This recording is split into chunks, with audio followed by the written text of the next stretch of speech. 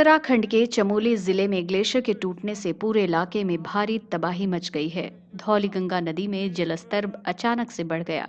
इसके चलते अलकनंदा और धौलीगंगा उफान पर है।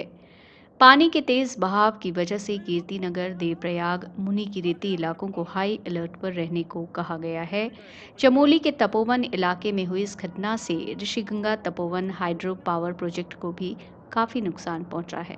बताया जा रहा है कि यहां काम करने वाले करीब 150 मजदूर लापता हैं। नदी के किनारे बसे कई घर पानी में बह गए हैं। ऋषिगंगा के अलावा एनटीपीसी के भी एक प्रोजेक्ट को नुकसान पहुंचा है।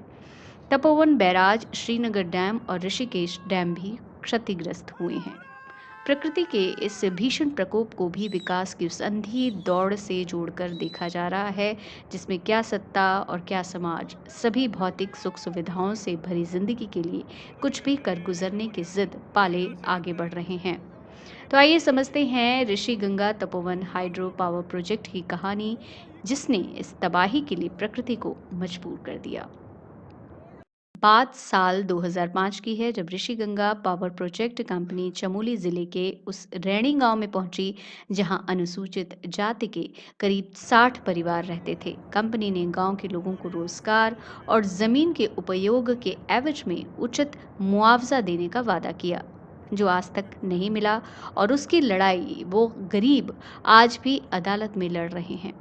मई 2019 में ग्रामीणों की ओर से दायर कुंदन सिंह की याचिका में कहा गया कि कंपनी ने पर्यावरण नियमों को ताक पर रखकर खतरनाक गतिविधियां शुरू कर दी हैं, जैसे नदी तट पर विस्फोट कर पत्थर तोड़े जा रहे हैं। चिपको आंदोलन के संस्थापकों में शुमार गौरा देवी और उनके साथियों ने जंगल में प्रवेश के लिए जो ऐतिहासिक मार्ग बनाए थे, उन्हें भी कंपनी ने बंद कर दिया।